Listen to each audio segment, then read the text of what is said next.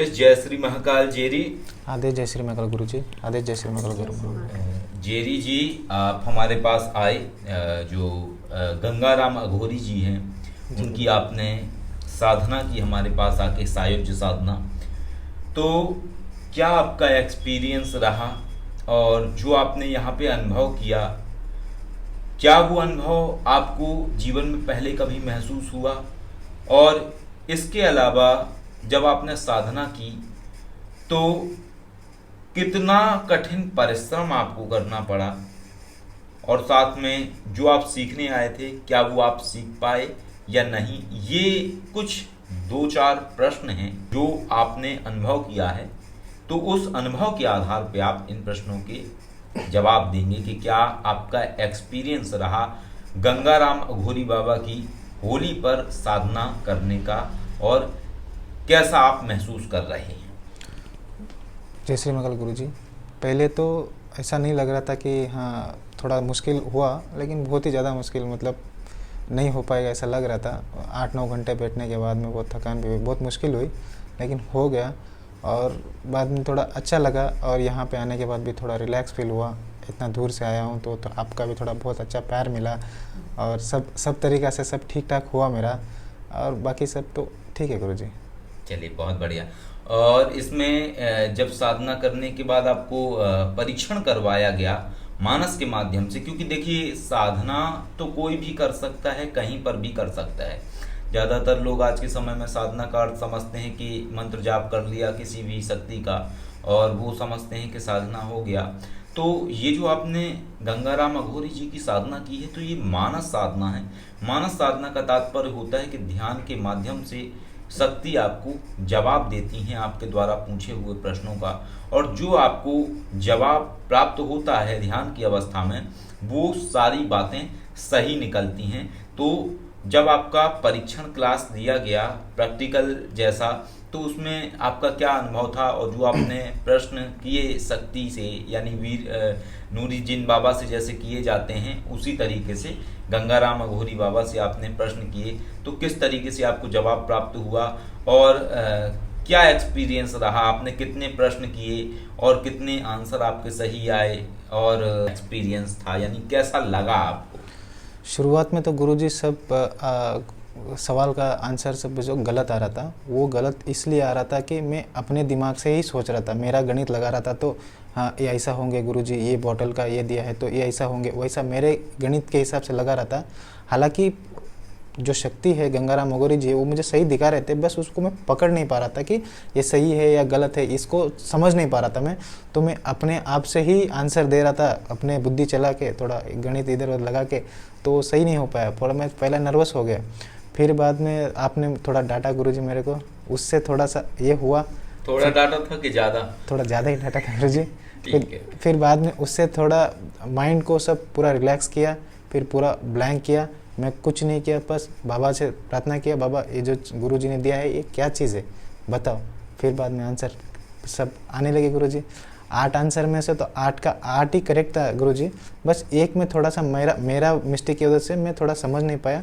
और जैसे गुरुजी आप मुझे तो आंसर मुझे आ रहा था, और आप जो बोल रहे थे मैं उसको समझ नहीं पा रहा था, और मैं उसको बहुत जल्दी ही पूछ रहा था। आपका बात सुनने से पहले ही मैं डायरेक्ट ऐसे चला जाता था, तो वो थोड़ा मेरे को समझने में थोड़ा सा दिक्कत हो रही थी, इसलिए मेरी आंसर जो है वो गलत आ रहा था।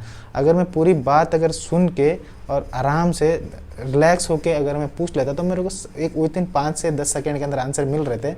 और आपने वो सब मेरे को फ़ोटो भेजा गुरुजी, और आपने बताया कि ऐसा मैं थोड़ा बहुत गहराई तक चला जा रहा था, तो आपने मेरे को ठीक से समझाया ऐसा है करके। फिर मैंने देखा और रिलैक्स माइंड होके देखा गुरुजी, तो सब रिजल्ट ओके हो गए, उससे मैं बहुत खुश हूँ गुरुजी। उसके बाद में भी मैंने अपने आप से भी ट्राई किया, और उसमें भी मेरे को रिजल्ट मिला। उसमें जो रिजल्ट मिला 10 का 10 करेक्ट आया गुरुजी, उससे मैं बहुत खुश हूँ गुरुजी। तो आप खुद से भी अब गंगाराम अघोरी बाबा से जो प्रश्न कर रहे हैं उनके जवाब आपको प्राप्त हो पा रहे हैं? हो पा रहे गुरुजी। जो चीज आपको कराई, जो चीज आप सीखने आए थे उससे आप पूर्ण संतुष्ट हैं? संतुष्ट हूँ। कुछ भी ऐसा तो नहीं जो आप ना सीख पाए? नहीं गुरुजी। बहुत बढ़िया। और एक और हमारा और भैरवी शिवकेशी जी का एक्सपीरियंस है।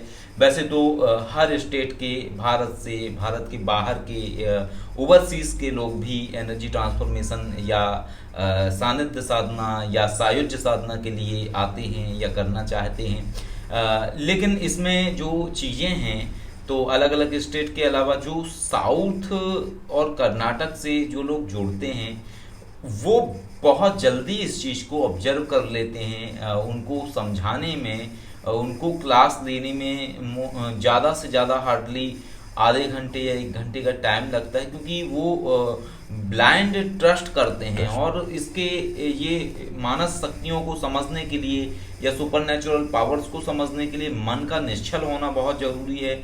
और आप जितना गहराई से मास्टर की बात समझेंगे और जितनी निश्चलता से आप उस पर कार्य करेंगे, उतने अच्छे से और उतनी जल्दी आप इसको सीख जाते हैं। तो जैसा कि हमने आपको परीक्षण क्लास में चीज़ें सिखाई, साधना करवाई, और इसके बाद जो एक मोस्ट इम्पॉर्टेंट क्लास होती है जो कि भैरवी शिवकेशी जी देती हैं, क्योंकि यदि वो क्लास अगर व्यक्ति ना ले तो शक्तियों को कैसे प्रयोग करना है जीवन में, जो बहुत बारीक बातें हैं वो व्यक्ति नहीं समझ सकता है। तो जो भैरवी शिवकेशी जी ने आपकी क्लास ली, तो वो क्लास लेने के बाद आपने जो चीज़ें भैरवी शिवकेशी जी ने समझाई वो आप गहराई से समझ गए, पूरा गहराई से समझ गया हूँ गुरुजी। गुरु माँ ने इतना डिटेल में बताते हैं कि हर चीज़, छोटे छोटे चीज़ से भी आपको पता चल जाएगा, वैसा बताते। अगर कोई भी गलती हुआ तो दोबारा पूछेंगे तो फिर दोबारा रिपीट से बताएंगे।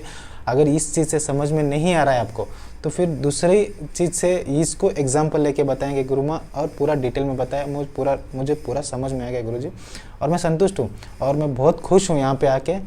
ऐसा नहीं, इसलिए नहीं बोल रहा हूँ कि मेरा मन में ही है ये बात। मैं पहले तो शुरुआत में मैं थोड़ा फ़ोन में थोड़ा ये हो रहा था, फिर यहाँ पे आने के बाद मुझे पता चला कि गुरु माँ और गुरुदेव कैसा है करके, तो मेरे को हर चीज़ में दोबारा आना चाहेंगे आप आगे? मैं गुरुजी, मैं यहाँ रहता तो मैं तो रोज़ या 2-3 दिन 4 में या हफ्ते में एक बार आके यहाँ जाता। थोड़ा दूर हूँ लेकिन मैं आऊँगा गुरु, 2 महीने 3 महीने में, या जब भी मेरे को टाइम मिला मैं 3-4 दिन के लिए ट्रिप मार लूँगा यहाँ पे। ये तो ऐसा लग रहा है अभी मेरा ही घर है अभी ये, मैं कभी भी आ सकता हूँ। बहुत अच्छा। और एक और चीज़ कि इसमें आपको जो आप रुके हैं बहुत लंबे समय से, आपने एक्सपीरियंस किया यहाँ बहुत कुछ स्पिरिचुअल चीज़ें, तो डांटते कौन है ज़्यादा? गुरुजी ज़्यादा डांटते हैं लोगों को या गुरु माँ ज़्यादा डांटती हैं? ऐसा तो गुरुजी थोड़ा डांटते हैं, लेकिन गुरुजी डांटते हैं लेकिन थोड़ा उसको चीज़ को समझने के लिए आपको हर्ट होना चाहिए, आपको हिट होना चाहिए कि हाँ आप कुछ नहीं कर पा रहे हो, कुछ नहीं कर पाओगे। उस चीज़ को आप अगर मन में डाल लोगे तो फिर आपको लगेगा कि हाँ गुरुजी बोल रहे मुझे मैं कुछ नहीं कर पाऊंगा, तो मैं गुरुजी के अगेंस्ट जाके मुझे कुछ करके दिखाना है, वो अंदर मन में आता है गुरुजी। तब जाके आदमी उनका दिमाग खुल जाता है, तब फिर बाद में सब सही होने। बिल्कुल, हमारा और भैरवी शिवकेशी जी का यही ध्येय रहता है, क्योंकि जो भी लोग सीखने के लिए आते हैं हम चाहते हैं कि आप लोग जीवन में कुछ मुकाम हासिल कर सकें उस चीज़ से। और जितना हम आप लोगों को डांटते हैं उतना ही प्रेम भी करते हैं। तो और हमारा एक ध्येय रहता है कि आप जो कार्य करने आए हैं, जो सीख रहे हैं, उससे आप कुछ हासिल कर सकें। तो ये बहुत महत्वपूर्ण है। और भोजन भी आपने किया यहाँ पे भैरवी शिवकेशी जी के द्वारा बनाया हुआ, तो कैसा लगा आपको यहाँ भोजन वगैरह करके? हालांकि ये कोई वीडियो फूड वाला वीडियो नहीं है, लेकिन फिर भी एक एक्सपीरियंस होता है। एक्सपीरियंस ऐसा था गुरुजी कि मेरा मन में पहले ही था कि मैं एक जा रहा हूँ तो गुरु माँ का हाथ से खाना खाऊंगा ही खाऊंगा, लेकिन मैं बोल नहीं पाऊंगा करके मुझे इतना गारंटी था। मैं बोल नहीं, माँ मेरे को खाना दे दो, ये तो मैं बोल नहीं सकता था। फिर भी बाबा ने गुरु माँ ने मेरा बात सुन ली। हाँ, ये मन में जो उठते हैं विचार तो बहुत जल्दी आपकी गुरु माँ और हम उनको कैप्चर कर लेते हैं थॉट्स को। लोग यही है कि अगर नेगेटिव सोचते हैं तो वो भी हम जल्दी कैप्चर कर लेते हैं। उनकी जो फीलिंग्स हैं, उनका जो प्रेम है वो भी हम जल्दी फील कर लेते हैं। तो और ये सब चीज़ें होती हैं, लेकिन आपकी जो गुरु माँ है वो ज़्यादा जल्दी उसको ऑब्जर्व कर लेते हैं। हमें थोड़ा 1-8 दिन बाद या 2-4 घंटे बाद पता लगता है। तो ऐसे एक्सपीरियंस रहे हैं, तो इन्होंने ही बोला कि ऐसे ऐसे जेरी को भोजन करवाते हैं, क्योंकि कई बार व्यवस्थाएं नहीं मिल पाती हैं तो बाहर से भी भोजन की व्यवस्था करवानी पड़ती है, होटल वगैरह से, क्योंकि हमारा रात भर साधना करने का रूटीन रहता है। सब चीज़ें आम लोगों से विपरीत रहती हैं, तो वो सारी चीज़ें हैं। अभी आप आगे बढ़िए जीवन में, हमारी शुभकामनाएं हैं। और कुछ महत्वपूर्ण बातें जो आपको भैरवी शिवकेशी जी को कुछ। सबसे पहले तो क्या नाम था इनका? जेरी। हाँ, जेरी सबसे इनका पहले- निकनेम, बाकी सतीश नाम है, लेकिन हमें जेरी ही पसंद है हम लोग मैं को। थोड़ा भूल जाती हूँ। सबसे पहले तो जेरी जी आपको बहुत बहुत बधाई, क्योंकि आप उन कम लोगों में से, उन कम साधकों में से हैं जिनका प्रैक्टिकल इतने इजीली हो गया, मतलब परीक्षण जो क्लासेस है वो इतने आसानी से हो गई।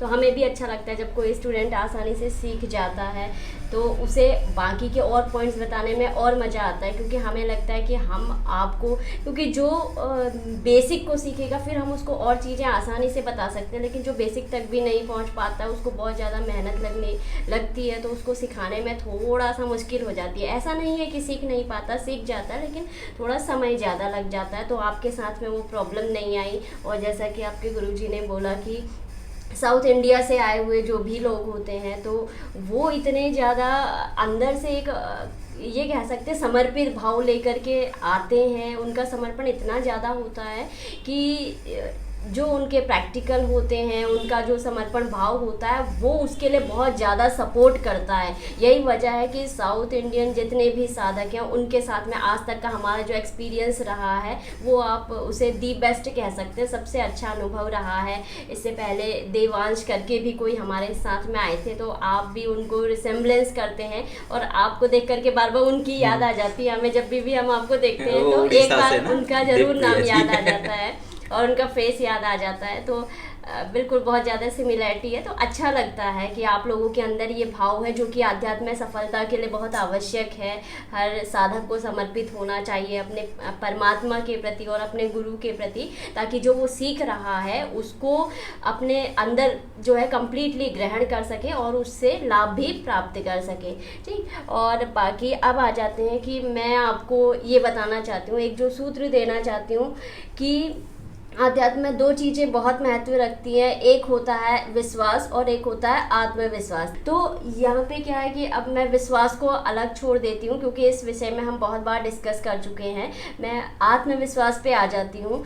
तो बहुत सारे लोग ऐसे हैं जो कि आध्यात्म में आ तो जाते हैं, लेकिन उनके अंदर आत्मविश्वास की इतनी कमी है कि वो उस सफलता के पथ पर चलते हुए भी बार बार वापस हो जाते हैं। क्यों? क्योंकि उनका कॉन्फिडेंस उन्हें आगे बढ़ने नहीं देता है। थोड़ा सा आगे बढ़ते हैं, फिर वो सही जा रहे होते हैं लेकिन फिर भी उन्हें लगता है कि शायद कुछ गलत है और वो वापस आ जाते हैं। तो ये एक कमी जो है बहुत सारे साधकों के अंदर है। लेकिन आपका जो है, आप जो है मतलब एक अच्छे बिजनेसमैन है, अच्छा आप जो बिजनेस कर रहे हैं उसमें आपने इतनी अच्छी ग्रोथ पाई है और हम परमात्मा से प्रार्थना करेंगे कि आप आगे इससे कहीं ज़्यादा ग्रोथ पाएँ अपने बिजनेस में भी और अपने अध्यात्म में भी।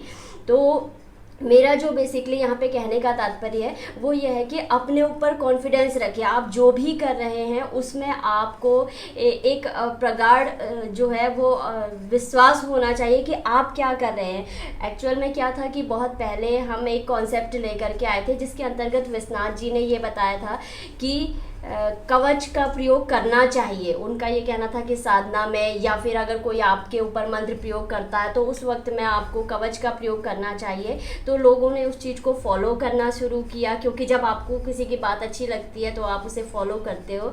तो और ये एक बहुत अच्छी बात है कि आप अच्छी बातों का अनुसरण लोग करते हैं, तो हमें भी अच्छा लगता है। फिर क्या था कि उसके बाद में हम एक कॉन्सेप्ट लेकर के आए जिसके अंतर्गत हमने ये बताया कि कवच नहीं लगाना चाहिए। तो ये क्या है, ये ऐसा नहीं है कि ये विरोधाभासी हैं, क्योंकि दोनों ही जो है कवच लगाना और ना लगाना ये दोनों ही आध्यात्म के दो पहलू हैं और दोनों ही महत्वपूर्ण है। जितना इम्पोर्टेंट कवच लगाना महत्वपूर्ण है, जितना कवच लगाना महत्वपूर्ण है उतना ही कवच ना लगाना भी महत्वपूर्ण है।